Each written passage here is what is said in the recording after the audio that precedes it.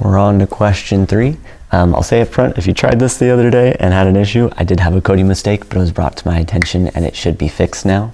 So this notation right here, we have 2 letters next to each other and there's no operation, there's no symbol listed, so we can assume that it's multiply. So to expand it out, we have f of x is being multiplied by g of x. Again, we're going to do the same thing because we are multiplying. I will substitute using my parentheses. So that f of x right there is going to be a negative x minus 2. I'm going to go ahead and put it in parentheses. My g of x over here, I've got negative 5x minus 8. And we are indeed multiplying those 2 expressions together. Now, I will give you some choice for how to go about multiplying these together. Some of you are very comfortable with FOIL. Most of you are primarily familiar with the area model. So that's what I'm going to show here. If you have another approach, you are more than welcome to use it. So our area model style, I'm going to draw my box. I need 2 spaces on each side. Okay, I'm going to take my first term in red that's going to go across the top of my box. I've got minus x minus 2.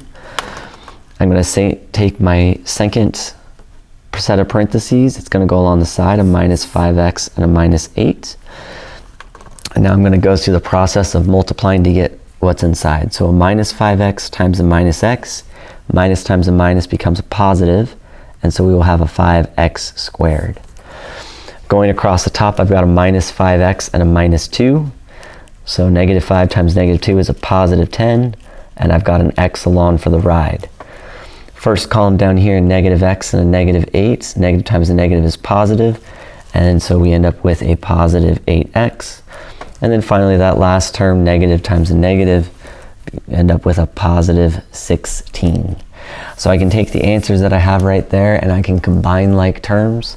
And so I'll end up with a new expression that says 5x squared plus 18x plus 16. And that should be equal to f of g of x.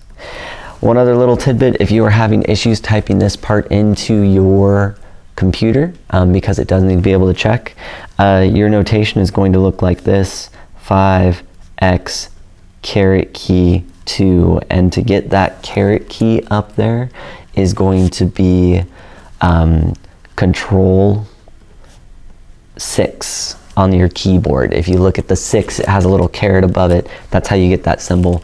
There should be a preview button also in the program, so you should see it format this way so you can make sure that it's typed in properly. And there's question 3.